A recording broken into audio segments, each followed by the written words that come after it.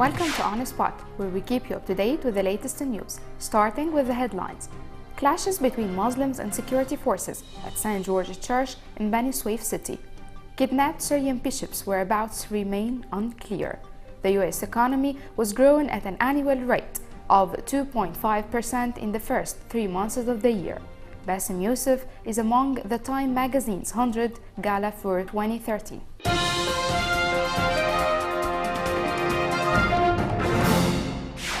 Starting the news from El Wasta district in Bani Suef City, 115 kilometers south of Cairo. Christians faced an unsecure day because of the clashes between the security forces and hundreds of Muslims who went out in demonstrations towards St. George Church chanting some Islamic slogans.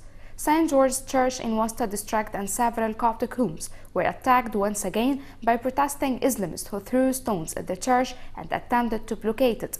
They also set fire to a shop owned by a Coptic resident.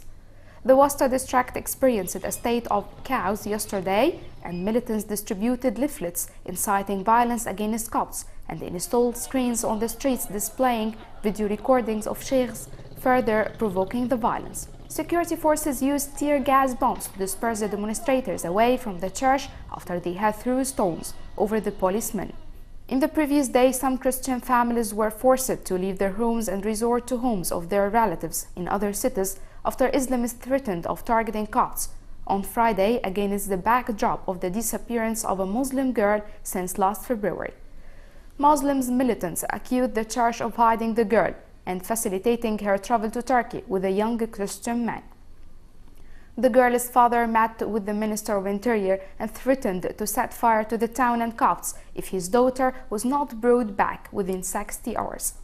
We mentioned that many of the attacks over the Coptic churches in Egypt were occurred because of a similar individual situation that has a relation of the disappearance of a Muslim girl. And from Luxor in Upper Egypt, a 20-year-old Coptic girl was kidnapped while she was shopping with her mother. Her sister said that while her mother and the kidnapped girl were crossing the street, the girl was kidnapped. Her family said that they received a telephone call from an unidentified person who negotiated a ransom and then switched off both his own phone and her sister's phone. The girl's father pointed out that the family filed a report with the Luxor police station, accusing a Muslim neighbor of kidnapping her sister. The neighbor tried to molest her several times before, and mediators intervened to stop him, as the girl's family said.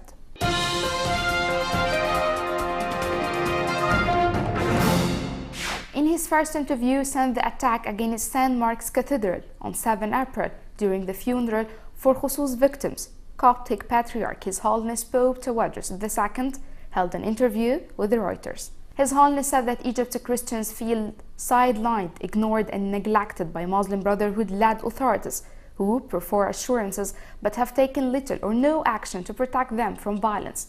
He described the official accounts of the cathedral events as a pack of lies. The Patriarch also expressed his dismay at the regime's attack of Egypt's judiciary, calling it a pillar of Egyptian society that should not be altered. And from the Coptic Orthodox Church in Egypt, His Holiness Pope Tawadros II announced his official visit to Rome next month to Pope Francis I, Pope of the Roman Catholic Church. بنعمة المسيح هسافر في الفجر لروما بصلواتكم، مصحوب بصلواتكم كأول زيارة. إذا أراد ربنا وعشنا هنزور بابا روما مع وفد من الآباء المطارنة والآباء الأسقفة ونهنيه.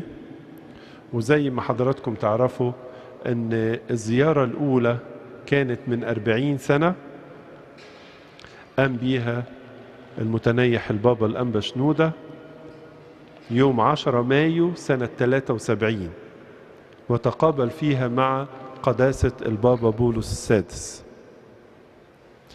كانت الزيارة الثانية لما جه البابا يوحنا بولس الثاني في فبراير 2000 وزارنا في مصر واستقبلوا البابا شنودة. وبعد كده هيبقى فيه فرصة نزور إبرشية تورينو ونيافة أنبا برنابا وإبرشية ميلانو فيها نيافة الأنبا كيرولوس. الزيارة دي كلها حوالي 6 أيام.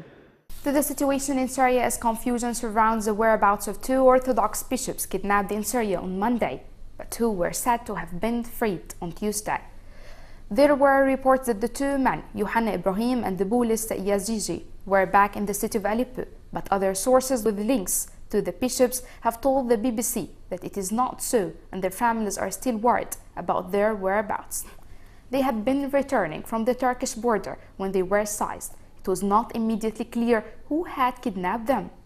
Bishop Ibrahim is the head of the Syriac Orthodox Church in Aleppo, while Bishop Yazigi leads the city Greek Orthodox Church.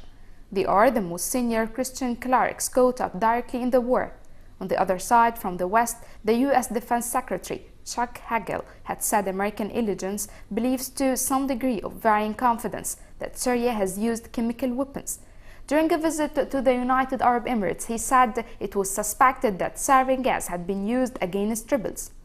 Mr. Hagel said this use was a small scale and didn't specify where or when. The White House has warned chemical weapons use would be a red line for possible intervention, but said the intelligence doesn't represent proof. Also, Catherine Ashton, High Representative of the Union for Foreign Affairs for the European Union, expressed her concern over the kidnapped archbishops in Syria. In a statement issued, she said that there cannot be justification for such attacks, expressing her alarm from the abduction of religious figures whose sole role is to meet the spiritual needs of its communities in the Syrian conflict. A tragic accident from Moscow. Officials said that a blast has engulfed a wing of psychiatric hospital in a village near Moscow, killing 38 people, with just 3 survivors. Fire broke out in hospital number 14 in Ramneskaya shortly after 2 with the time 10 GMT Thursday, when most of the victims are believed to have been asleep. Investigators say an alarm went off, but the duty nurse only managed to evacuate 2 patients because of the heavy smoke. Reports suggest a patient who ignored a smoking ban may have started the fire. Going to the U.S. lawmakers who have approved measures to ease travel delays caused by the unpaid leave for air traffic controllers as a result of budget cuts. The U.S. House of Representatives voted 36141 in favor of a plan passed by the Senate on Thursday that would cover the essential aviation staff's costs. The bill allows the Federal Aviation Administration to move out $253 million from other accounts. The air leaguer said the unpaid leave caused 853 flight delays on Wednesday. The Federal Aviation Administration has had to cut $637 million from its budget as part of $85 billion government-wide deficit reduction plan that began last month. And from the U.S. economy, it grew at an annual rate of 2.5% in the first 3 months of the year, helped by the strongest consumer spending figures in 2 years. While the growth figure was lower than analyst expectations, it was better than 0.4 rate recorded in the final quarter of the last year. Consumer spending rose at an annualized rate of 3.2% according to the Commerce Department data. But government spending, especially on defense, fell at a rate of 4.1%. Official data shows that the number of unemployed in France rose to a fresh high last month. The Labor Ministry said there are now some 3.2 million people seeking work in France, 11.5% more than a year ago and 1.2% more than in February.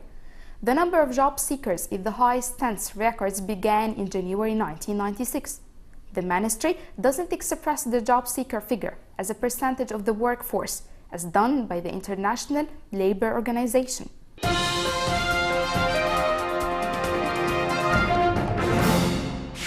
Health officials in Taiwan have confirmed a 53-year-old businessman has the first case of the H7N9 bird flu virus outside mainland China. The man is in a serious condition in hospital days after returning from the Chinese city of Suzhou. China has confirmed 108 cases of H7N9 since it was initially reported in March, with at least 22 people dead. The World Health Organization says the strain appears to spread more easily from the birds to humans. Latin America threatened by rising cancer cases. Experts writing in Lancet Oncology warn that cancer is threatening to overwhelm Latin American countries. There are far fewer cases of cancer in the region than in the US or Europe, but the proportion that dies is far higher. Late diagnosis and poor access to treatment are the main reasons for the disparity.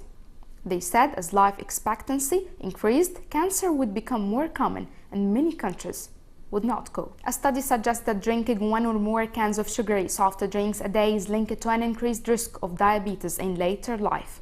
European scientists say that can a day raises the relative risk of diabetes by about a fifth compared with 1 can a month or under. A diabetes charity recommends limiting sugary foods and drinks as they are calorific and can cause weight gain. The latest research was carried out in the UK, Germany, Denmark, Italy, Spain, Sweden, France, and the Netherlands.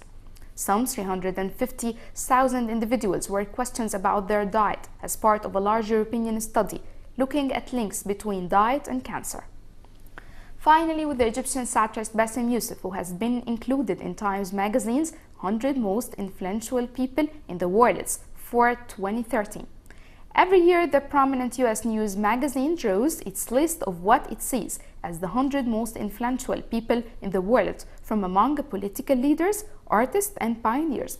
This year, the magazine chose Youssef for its pioneer category. Youssef's personal entry on Time's official website was written by famous American television satirist Jon Stewart. Stewart said that Bassem Youssef does his job in Egypt, and the only real difference between him is that Bassem performs his satire in a country still testing the limits of its hard-earned freedom, where those who speak out against the powerful still have much to fear. My country goes now through a very difficult time, but I still have hope.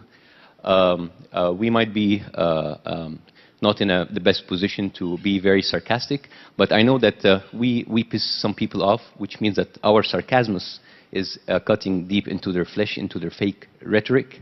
So hopefully things will get better, and hopefully we will have our own Egyptian version of the Gala 100 dinner. We'll invite you all at the pyramids, and my brother Jon Stewart will be the MC, and he will tell you, welcome to the Egyptian version of the Gala 100 dinner. That's all for today.